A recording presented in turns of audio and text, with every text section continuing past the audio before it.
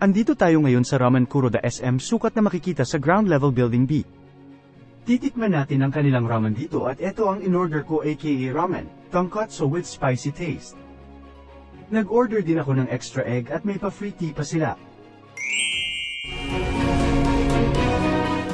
Ito daw ang isa sa mga best seller nila dito. Nagustuhan ko yung estimate ng anghang niya at ang ramen sakto ang luto.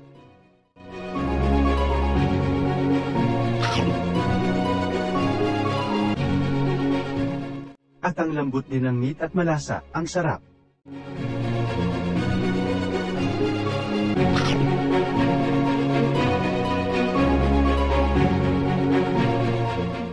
Medyo yung expectation sa lasa ng egg hindi niya nangit, akala ko katulad nung sa marugami.